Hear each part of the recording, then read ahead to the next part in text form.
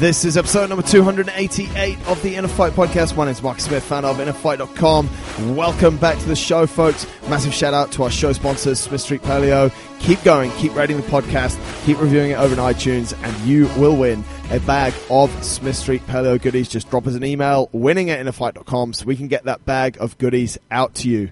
Today we have two very special guests from a land down under. These young gentlemen, Lachlan and Ralph, have started out with a true mission in their project, the Mind Muscle Project, which is currently Australia's #1 fitness podcast. So we're absolutely thrilled to have them on the show and share their knowledge and what these guys are up to. Enjoy the show. From a land down under, this is the guys, the Mind Muscle Project guys. Sunday afternoon, your time. You do 10 times your hustle. Thanks a lot for joining us on the show. How's it going? Good, boys. Very well. Thanks for having us on. Thanks for coming on. Not at all. Guys, I guess the best way to kick it off is just to give us, Andre and I obviously listen to your show, massive respect for what you guys are doing, but give us a little bit of background on your 100 episodes in, how it all got put together, and what Mind Muscle Project actually is. So, firstly, it's the #1 health and fitness podcast in Australia, which is cool. Not in Dubai, not yet. Not yet. But, we basically started by accident. We started with trying to provide some content for our members at our gym. Right. We own 3 gyms, and in the process of interviewing someone and taking on his knowledge and his experience, we thought a month later, hey, we know a few people, we've got some connections. Why not, get them together and try and get them to fight and then record it and then see what happens. So, unfortunately, they didn't fight. They just instead produced an awesome podcast. I guess from there, I thought, hey, why don't we just go out and do it as cheaply as possible and get some interviews? Like we know, like Calm Porter across the games athletes just down the road, and we know some other, good physios and whoever else. So it basically kicked off from there by accident, and ever since then we just kept riding the wave. Was there ever a big market like in Australia for podcasts, or was it a new thing when you guys started it up, kind of? There weren't many Australian podcasts at the time. I would say there was only one other real health fitness podcast in Australia. Yeah. They're actually Kiwis. Oh, they're still Kiwis. And it's still around. So there wasn't much. I think that since we started, the Wellness Guys. Are they Kiwi? Yeah, they're Kiwi. Yeah, that's why they're so fucking boring. Bullshit. And I think that the podcast market has grown like a lot with us. Okay. Like as In we've been Australia. going, it's been growing. Like it's probably 2 or 3 times bigger than when we started. Yeah, and we know lots of people have reached out to us for advice on how to start a podcast because, you guys probably know, you've been around even longer than us. Just the information of how to start a podcast, there's just not really much out there. Yeah. And like buying the right mics and buying the headsets and putting it all together and making it all work, it doesn't really exist. So rather than figure it out for themselves like we had to do, people would just approach us. So essentially, I've had probably 10 people approach me on how to start a podcast. Wow. And, That's cool. and they've all created podcasts. Yeah. That's cool. Set up some certifications. Yeah. What? Yeah. For sure. You guys said that obviously you own 3 gyms. Talk to us about sort of your entry into the gym business, the fitness industry, and CrossFit, because you're both quite sort of well-rounded CrossFitters as well, right? You can start. I wouldn't say I'm very well rounded, but I do CrossFit. But yeah, we're pretty different. I was just finishing my commerce law degree, and I was finishing up playing rugby, and I started doing CrossFit, and I was pretty good at it straight away, so I got very into it. And at my first gym I was training at, Lachlan was like my training partner and the guy that essentially showed me how to do CrossFit when I first started. Right. And it had always been my dream to start a gym with my other friend who was also training with Lachlan doing CrossFit, and then it all sort of came together.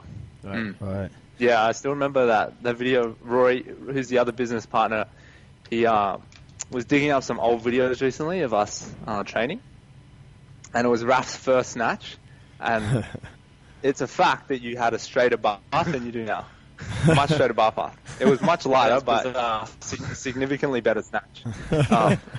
And yeah, for myself, I was always the really skinny guy when I was in school, and so naturally I was sort of the first guy to start lifting weights. My school wasn't a super sporty school, and so like I know Raf, just from footy and stuff, you just had like weight training sessions and stuff. I never had those. I just went on bodybuilding.com and just, did Steve Cook's arm program by myself.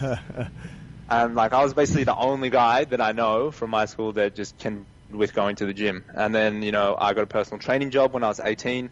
I met someone who was like, hey, I've heard of this CrossFit thing in about 2010. And we did the level 1 together. Right. I remember at the level 1, he was saying like, oh, putting together one of these gyms isn't really that expensive. And I guess that sort of planted a seed in my mind that, hey, potentially I could do this one day. Yeah. And then left that gym, but stayed in personal training, joined a CrossFit gym because it's, back in 2011, 2010, it was so hard to do CrossFit at any other gym. Like, the equipment just wasn't there. Like, people take it for granted these days. You can find a lifting platform anywhere, but it just wasn't the case. So I just had to Google, like, I reckon I probably watched maybe 100 hours of CrossFit Journal before I even stepped into my first affiliate. And then when I stepped into my first affiliate, it was like, fuck, this is exactly like the gyms in the videos. Like, big empty warehouse, the rings from the roof. Like, it was so weird. It's funny to think because it's so normal these days. Yeah.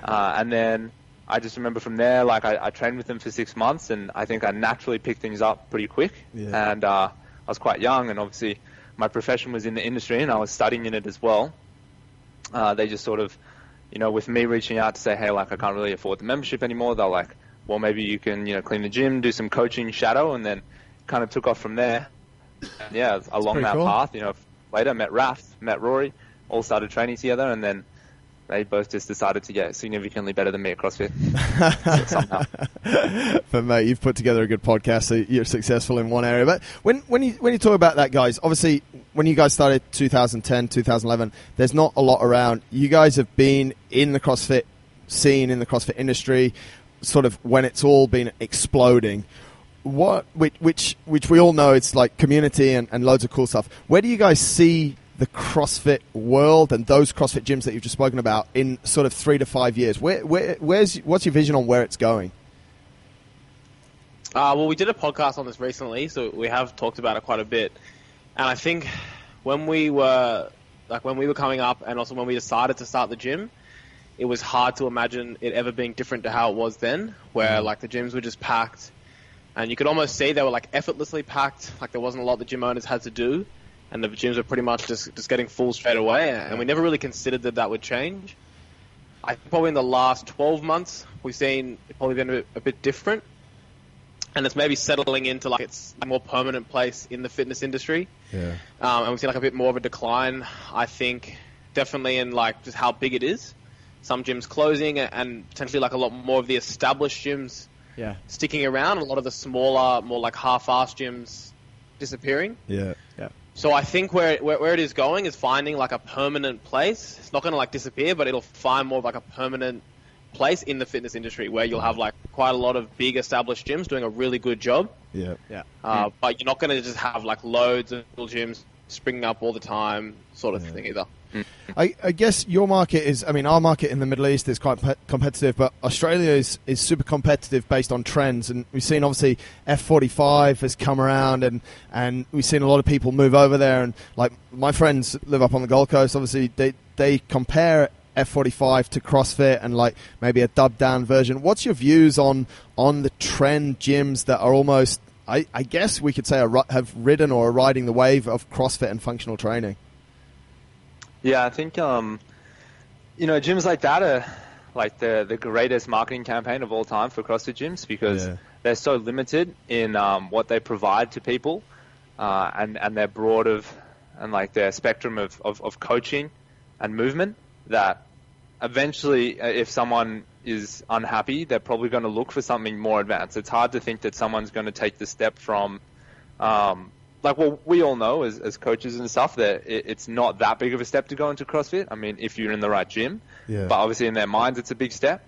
So if you find the middle ground, which are these like trend gyms, which have obviously found, the market, which is, do us because it's not that hard. And, you can start on day one and jump into a class, whereas, CrossFit is dangerous, that sort of thing. Yeah. I just think that eventually then people always look for the next step up. And if the people that don't look for the next step up, you probably didn't want those people in your gym anyway. No. So it's good because they have something they're satisfied with now. And then it's kind of just like filtering through like all the people that are ready, like, hey, I really like girls that train on a barbell and lift weights. Like those are the girls that you want. Like you probably don't want to get all the super cardio bunnies in your gym while they're good. It's just like, I don't know. It's still, you still got to like constantly sell on the gym. Yeah. You know, I just want someone who really wants to lift weights. Yeah. And that's the cool thing And about do CrossFit. CrossFit. We can always like add new things or add new movements, so we constantly have that change to keep people engaged and excited the whole time.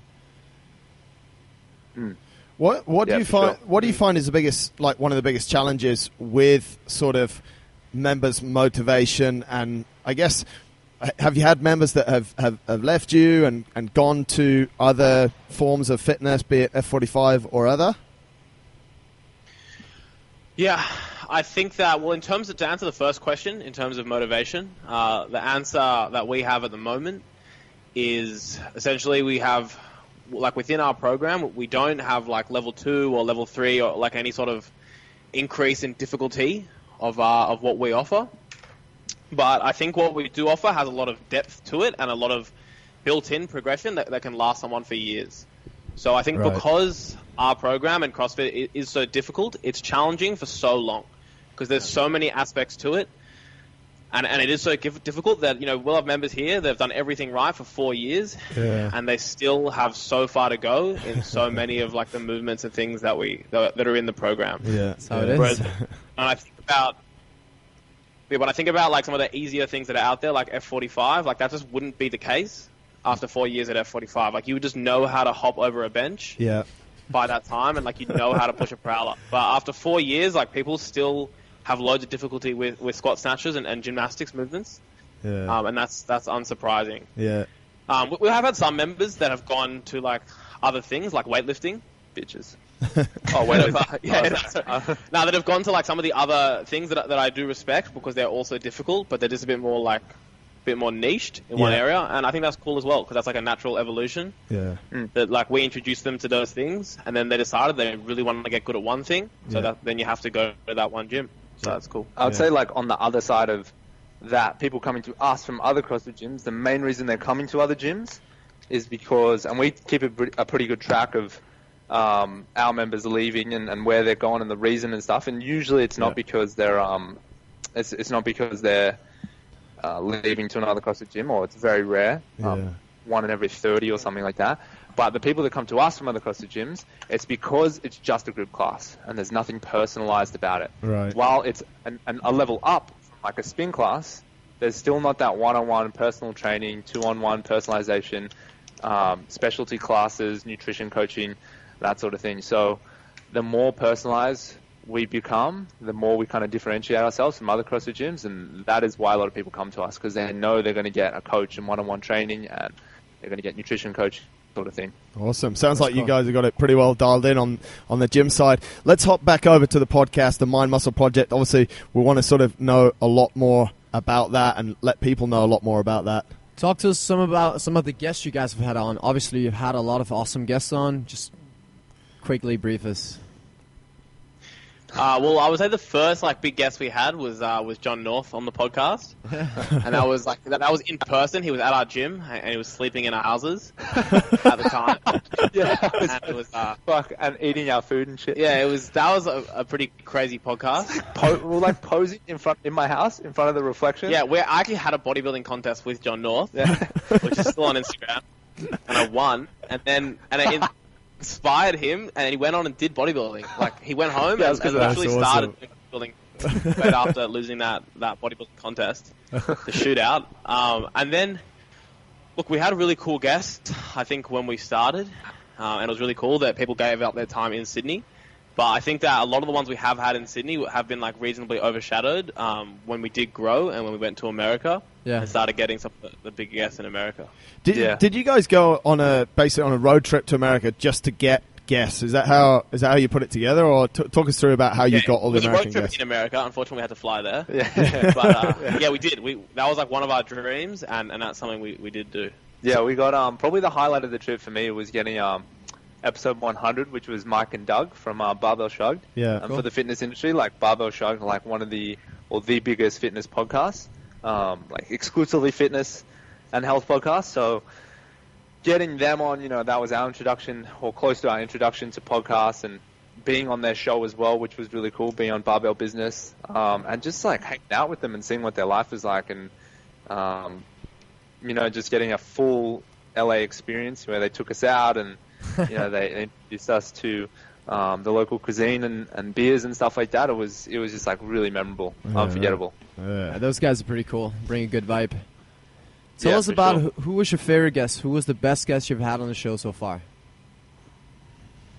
Fuck, that's a good question. I like to stare at the poster as we do it. The cheat sheet. My notes. Yeah, can you tell us off your head say- who guest 33 was? Yeah, Nick Papas-Tomatis. There we But go. It actually was. I would say I reckon the best guest we've had has been like a long-time friend of the podcast, and it's Brent Fikowski. Yeah. Because we had him on, I think we've had him on 3 times, and I would say like it's because of us that he's done so well in CrossFit, mostly. We first met Brent when like he competed in the regionals in Australia when we met him down here, and then he was like came on the podcast pretty small, and he did a really, really good job on the podcast, and he's a guy you can learn a lot from. Yeah. And then it was really cool having him on again straight after the games, and it felt like we'd almost gone on the journey with him. So I'd say like as a single guest, the experience with Brent Fikowski has probably been the best. So I would agree, but the problem is I've never had a podcast with him in person. Yeah. Right. So you got the fortunate chance to do that. My favorite guest was Kenny Kane, who was the former owner. Well, the thing about Kenny Kane is, while it was maybe not the most popular episode that we've ever had, what was so great about it for Ralph and myself was there's just so many unanswered questions that you just hear through rumors that trickle through the community, like with Dave Castro and Greg Glassman and CrossFit and just all this OG stuff that you just have to be the biggest nerd to know about. And essentially it was like the coming out party for us and maybe not for him, but to just learn all that stuff. So it was like the history of CrossFit wrapped up in like 2 hours, and he was like, he was going up and down, like he was crying, he was laughing, like he was wearing a cowboy hat and shit. It was just like the most wild experience ever, and like in person is just like next level. Yeah. you guys, when you interview someone like that, you must get a lot of sort of feedback from your followers, from your fans. Obviously, podcasting, there's not a great deal of money in it. People do it for passion. You're trying to share knowledge. How does that motivate you guys when you really get, you get a good guest, and like you just talked about it with so much passion there, like it's obvious that you love it, but when your fans feel it, like talk us through that a little bit, because I think that's super important, and people don't understand that most of the time this thing doesn't make any money. It just costs time and headache. I'd say in terms of the enjoyment, I think that it's a bit like in that, I'm not sure which book it is now. I think it's Robert Greene's book, Mastery, but it talks about how things get a lot more really enjoyable after you've done them for a long time. Yeah. And I think because we have been doing podcasts for a long time now, after you've done like over 2 years of podcasting, when you do a really, really good podcast, it's almost like a bit of a buzz after it. That wouldn't happen in like your first 10 episodes. Your first 10 episodes, like it's whatever, like that was a good one. In the same way, like your first 10 CrossFit workouts, you might be like, oh, like I think that was a good workout. But like after you've been doing workouts every day for 5 years, like when it's a good workout, like it's a fucking good workout and a really good feeling. Yeah. And I think that, now we really do enjoy like the process of doing podcasts, and like, 10 in a row might not feel that special, but every like 10 you might get one that like you can't stop thinking about for a few days. Yeah, right. Yeah, that's very cool. It is different just to listening to a podcast. Yeah. It's like a different feeling.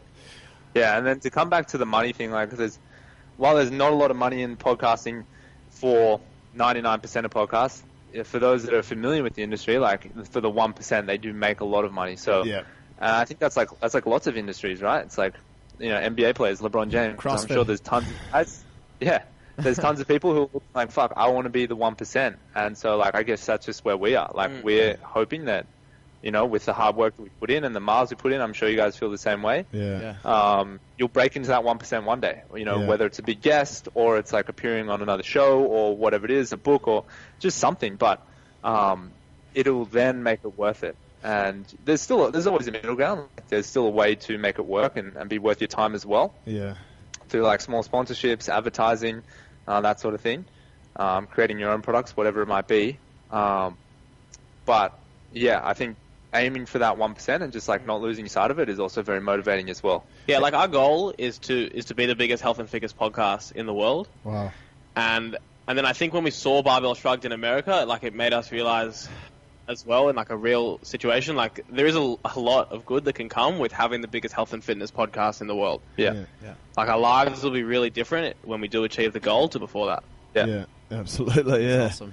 Talking about other guests, who's some of the hardest guests that you've had, or the most boring guests, and sort of shows that were like, whatever, and you're like, go on, look at the chart again and tell us who it is. Oh, we've had so many bad podcasts. We had a lot of really bad podcasts, like even worse than this one we're on right now. Yeah. So many really bad ones. Particularly because when we started, we had the rule that we'd only do podcasts in person. Yeah. Right. And like, we're in Sydney, Australia, like we're not in California. So I'm really happy that we did have that for a long time because it forced us to get in front of people. Yeah. Hustle. Yeah. But I mean, we ran out really quickly and like we had some absolute shockers. Like I remember like we had like a guy who's just like, yeah. He's like, brain training guy? Like a brain training guy that was just like convinced that like looking at juggling and like calling out letters when you're juggling like made you an awesome athlete, and like had nothing else to say besides that. We had a guy that was just like a completely normal guy, but he's like, oh, I like to go for runs on weekends, and that was like literally like he's like, I go for runs and swimming and like I'll do the occasional triathlon, and that was about it. And then halfway through the podcast in person, he started just getting on his phone, and he was like, yeah. It's like, just really? scroll on his phone. Fucked up experience. I was like, this motherfucker. Yeah. We didn't release quite a lot of podcasts. Yeah. You sort of get to about 11 minutes in and think how you're going to make a whole show out of it, right?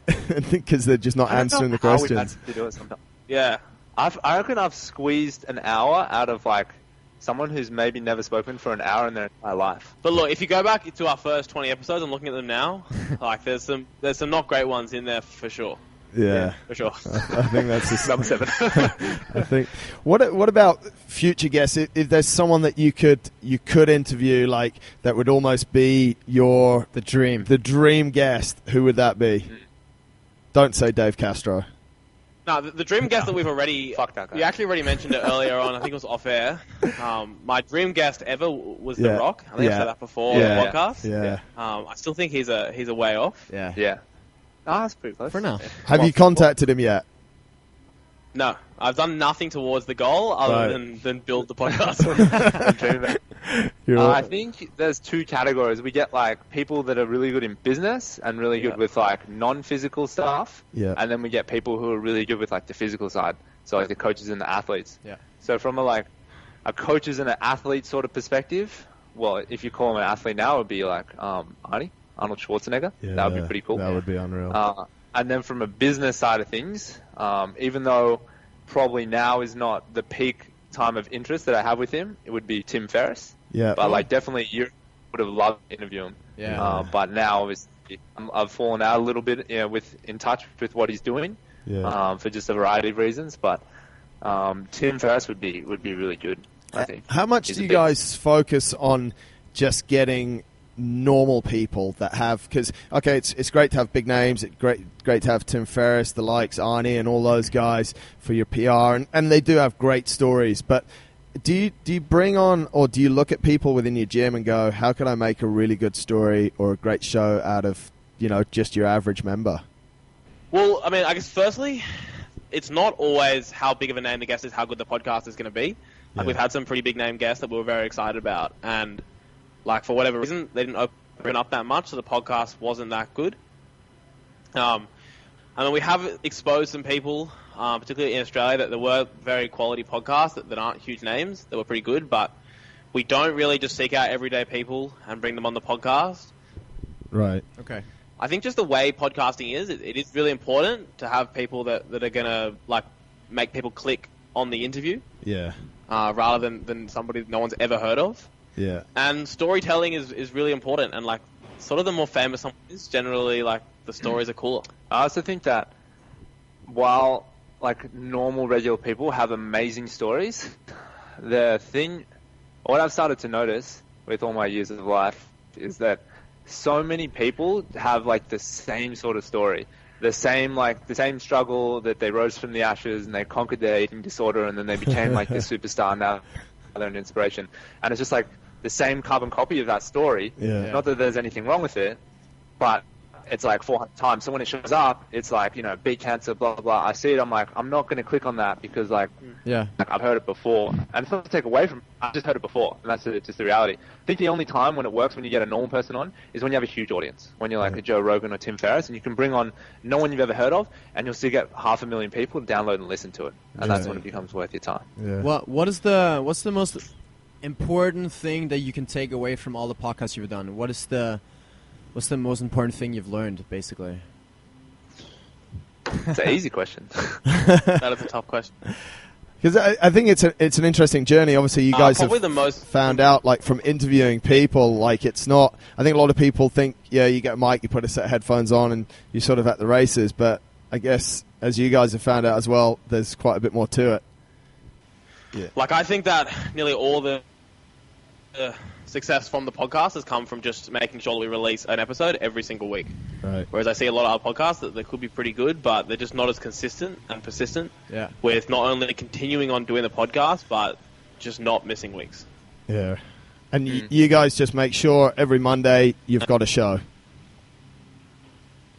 Yeah. Yeah. Just fucking make sure you got a show. I'd say, for myself, the only thing that I take away that, you know, comes from every single guest, and I'm not sure why, but obviously we live in our own heads, in our own world, but if someone just feels like they're not bullshitting me, or it feels like really genuine with what they're saying, they just always seem to be a really successful person.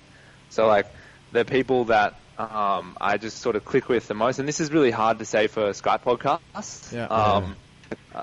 Like, you guys are lovely, but when you're in person and you meet someone and you just click with them so quickly, they just always seem to be the people that I find are most successful. So there's just something naturally about those people that just do really well. And maybe it's really hard to say what it is, but they're just, like, you know, really friendly, like, really caring. They just seem super genuine. They seem to be, like, the most successful people because, like, other people want to be around them and learn from them. Yeah, that's cool. I guess this sort of answered itself, but there must be shows that you guys have recorded where you have really clicked with that person, and literally after talking to them for 40 minutes, an hour, however long you go on for, you're just super pumped and just have so much energy to keep building essentially what you guys are dreaming of, this Mind Muscle project becoming that top 1%. It must just give you a massive amount of motivation, right?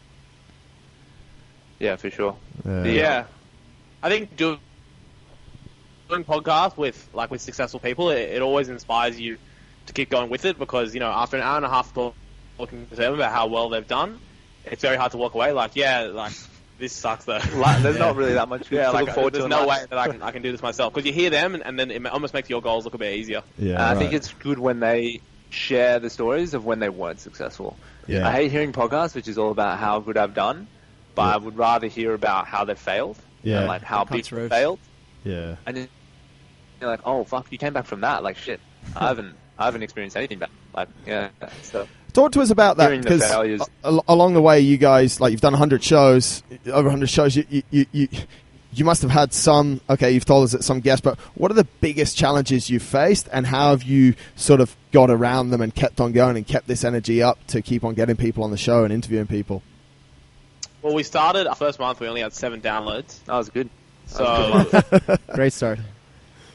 Yeah, like, you know, early on you don't get a lot of downloads, and it's extremely time consuming, and we, like, keep having technological failures as well. Like, you know, we had one of the worst ones. We had a podcast that, like, went a lot of effort to organize, and it was really good, and then as soon as it finished, we realized that all recording devices had failed. Yeah. And we hadn't recorded the podcast, and it took us like 5 weeks to build up the courage to tell the person that we didn't record the podcast.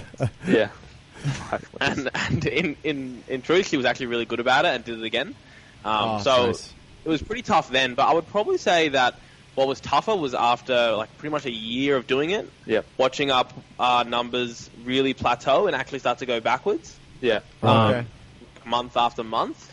And I think between, like, 6 and 10 months of doing the podcast, like, it sort of only went slowly backwards. Wow. And that's, like, a pretty depressing thing, because you've put in a lot of work into something. You feel like you've reached the potential. Yeah, and it just felt like, there's like no one else to listen, and even our existing listeners are bored now. Yeah. Well, now you're gonna hit the Dubai market. It's gonna fly.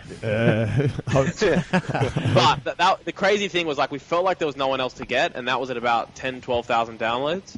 And I would say, like, last Monday, like, we had that many downloads in like 24 hours. Wow, Yeah, that's cool. Wow. Yeah.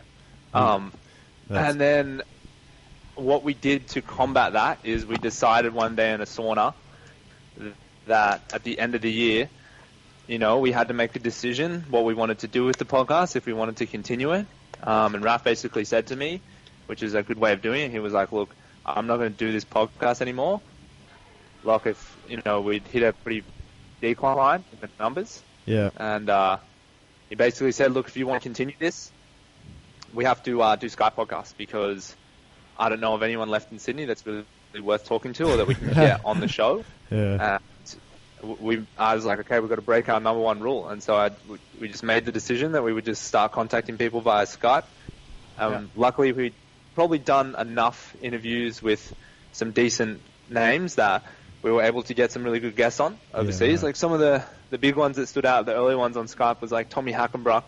I know he came on the podcast, which is really cool. And we had like Tony Gentilcore and Lane Norton, so some pretty big names. Yeah. And then that allowed us to access, multiple guests in the States in person. So we decided, okay, this LA trip, we're going to meet everyone in person. We're going to say, hey, we've done a podcast with X. Yeah. Can we get a referral, that sort of thing? And then sort of the LA trip, like, kind of launched us into the stratosphere of Australian podcasts. At least you guys have done real good. Dialing back to before you sort of started, what did you guys listen to, and do you listen to podcasts now? Like, was it something that you were already involved in, and you're like, we could make one that'd be cool, or I'll start that again, or are there shows now that you just sort of really like to listen to as well? So, sort of, what are your top favorite podcasts out there? Listen to podcasts. Like, I think I was the first person to listen to a podcast in Australia. Yeah, I think so. Wow. I was like, I fucking loved it, because I think from the age of 18, I was like, had these same Bluetooth headphones that I never took off. Piece of shit headphones. And I would just always wear them. I think because I didn't want to speak to anybody at law school, so I just wore these headphones like obsessively. And I used to listen to loads of podcasts. Like, I remember the first episode of Paleo Solution, which was like one of the only health and fitness podcasts. Yeah. So we definitely always listened to podcasts. When we started up in CrossFit, we used to listen to John North and Johnny Shankel on weightlifting talk. So and good. Lachlan showed me that podcast. That was so good. And it was a pretty incredible podcast. Like, there's amazing podcasts out there. Yeah. Particularly in the early days, like, because people would just get a mic and just figure out a way to get on iTunes and just let rip. Yeah, so good. So, like, some of those were amazing podcasts. So, yeah, we've always listened to podcasts. And I think that, like, I have this sort of belief that if you're training people in the gym, like, you need to be training yourself. Yeah. If you coach people, like, you need to have a coach. And I even think that if you do podcasts, you need to fucking listen to podcasts. Agree. Yeah. I agree. So what are your top what are the top ones that you listen to now then? To listen to? It's probably... Yeah. So the big one I listen to is the Joe Rogan Experience. I think a lot of people can say they listen to that. But it's changed for me a lot. Like, in the beginning, I listened to it a lot because I wanted to learn from the guests that have been on. And I think he's done close to like 900 episodes now. And I remember jumping on board around 200 or 300, which was like 5 years ago. Yeah. And the big difference that's changed for me is now I listen to the podcast for Joe, because Joe is a master communicator. People don't realize that, but the more we learn about podcasts and interviews and talking to people and how to connect with others, you begin to realize that Joe is potentially like the greatest communicator like in the history of humankind. Like, he is not only extremely funny and witty, but he just keeps the most boring people as interesting as possible. Like, he makes the flow of podcasts like on another level. Like, it's so effortless and it's so easy. Do you think that's because he's high all the time, or do you think that's natural? Well, I know he's probably natural and performance. Yeah, it's a combination of both. It depends what he's doing, and even if he's drunk or if he's on mushrooms, whatever it is, he can operate in all states of consciousness. So he's even more skillful. Yeah, his is it's a great show. Well, looking forward to and taking it a little bit back to CrossFit, guys. Obviously, the CrossFit Games sort of season, as it's now known, is upon us. Open kicking off in just a few weeks. Give us your thoughts on sort of what we could expect to see, or what you want to see people coming through, or who's going to win the games. Any thoughts on the CrossFit season? Well, Matt Fraser is going to win the CrossFit Games. Right. So I think that's pretty wrapped up. Going to the CrossFit Games actually did make me enjoy the games a lot more than I ever have before, and I actually did enjoy the women's, particularly having the Australian like nearly going to win the games. Yeah. So I would say watching that again would be pretty good. The thing about CrossFit now is you tend to see very similar faces up the top each year. Yeah. And I think it will be the same again. What I would hope is that they continue with the trend they've been going in the way they run, in the way they've been trying to like expand the movements and expand the tests at all three levels, at the Open, at the regionals, and at the games. Like I think they have made an effort to test more things and test better each year. And I just would hope that even at the Open level and at the regionals levels and at the games, like they continue with that trend and keep making an effort to find the fittest people and not just like make it easy or make it exciting to watch or whatever it is. So you guys are pretty happy and confident in the way that they're currently testing fitness, but want it to keep getting sort of questioned, really, right? Oh, I'm not happy. You're not happy. but yeah, I would expect to keep getting better. I mean, one thing, if you're a competitor, they're happy. I think every competitor wishes there was 15 workouts in the Open. Yeah. Because 5 workouts is just fucking cruel, no matter which way you look at it, because there's a lot of luck involved and no room for error. And when you have 15, if they had 15 workouts, like you would just find the top 20 or 30 or whatever it is every time. So I don't think any competitor's happy. Every competitor makes it to regionals, which is like there was a swim, or is so happy there's not a swim. So I don't think any of the competitors are happy, but you know they've just got to do their best. Yeah, I think the most improvement for CrossFit still lies in the Open, the first stage of testing. Yeah. Like regionals and the games, they're a pretty good show. They're like well monitored, well judged to an extent. You know, they've got live cameras, they've got feeds, social media commentators, they got all That's better. all the bells and whistles.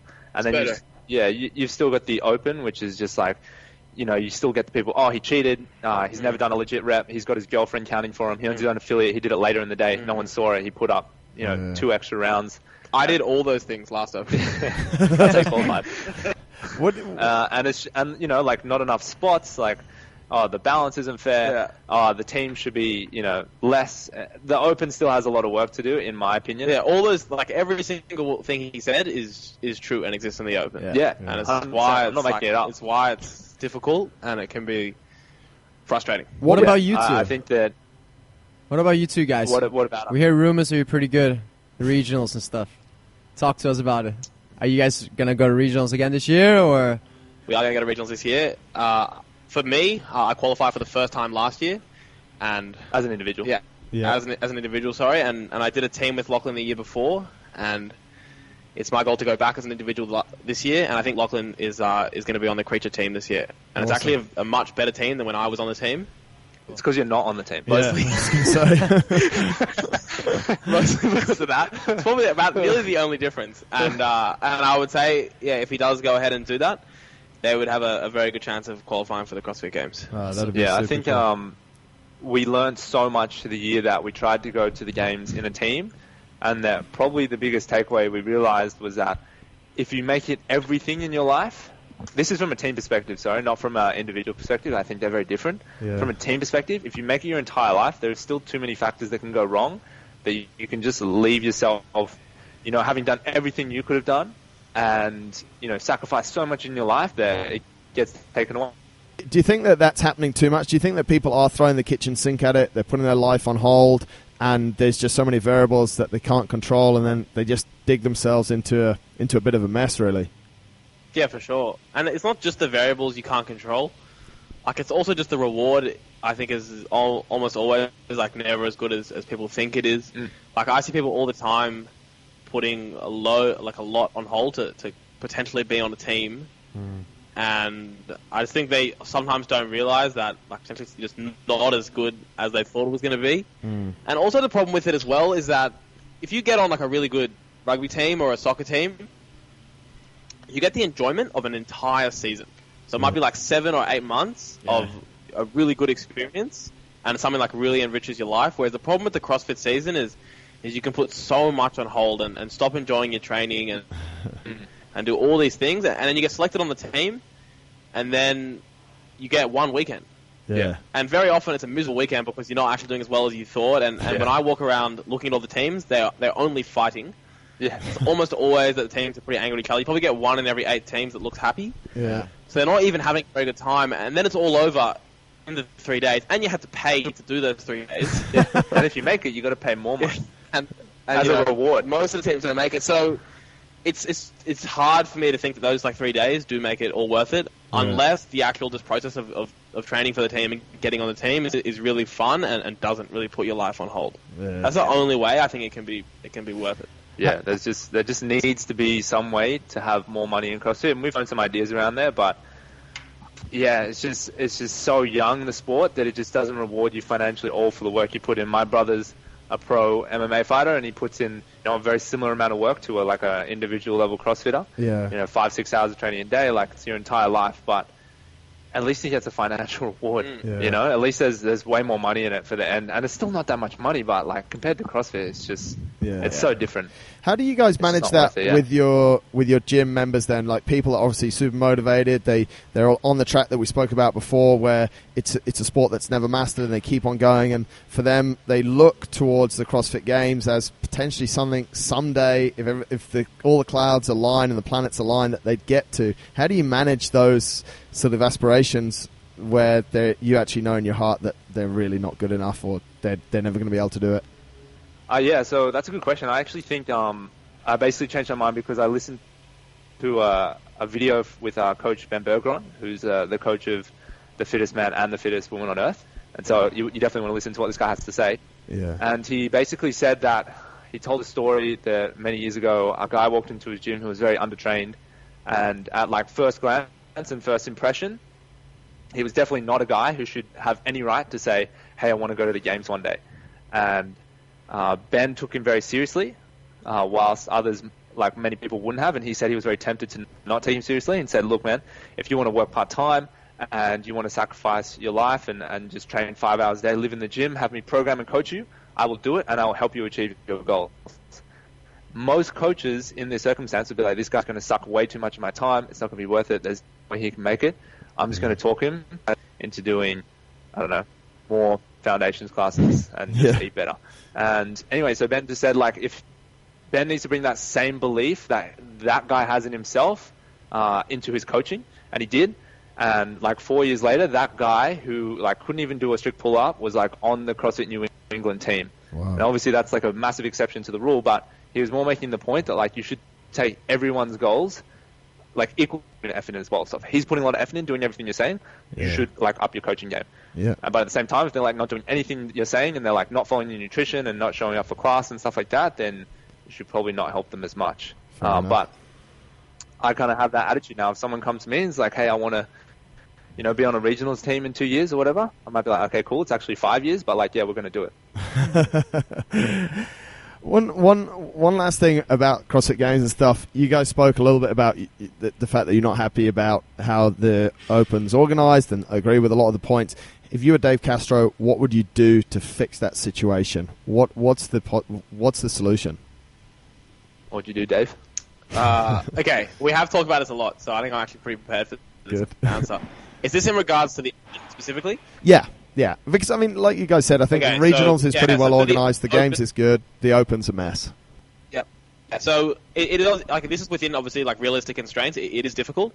I have put a lot of thought into this, probably more than I need to, considering I'm not Dave Castro. But what I would do is I would have a similar amount of workouts to regionals. So I would love to see 10 workouts, so 2 every single week. That would cut down on how many times you can repeat it in particular, like some sort of back-to-back workouts. Yeah. And I would have a similar balance to how he has it at regionals. So, on the first day of regionals, you've got a gymnastics workout, regionals Nate, and you've got a weightlifting workout in the snatch ladder. Yeah. There's no reason why the first workout out of the Open couldn't be some sort of gymnastic-y metcon, rest 5 minutes, into something like the snatch ladder. Increasing loads, lots of reps. And having 10 workouts as opposed to 5 phenomenally increases like your chances of getting the cream that rises to the crop.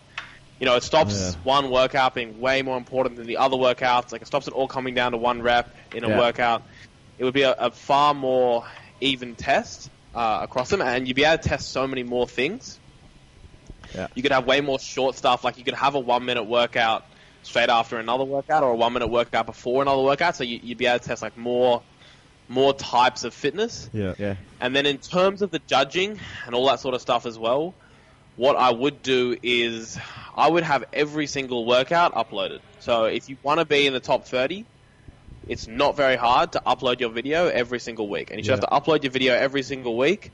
And then other athletes should just different regions should just check your video in the same way you can and check people that upload their video as opposed to getting it done in an affiliate right now. Yeah. People in other regions have to check your video. All the top 30 athletes, like people trying to become top 30, have to judge like 6 workouts a week. And you would have like, 10, 15 people judging all your workouts. And then if like, 3/4 of them find a problem with it, then it gets reviewed. Yep. And that way, there's no arguments. Every single video is uploaded. It's getting judged by people that are objective but are in the sport.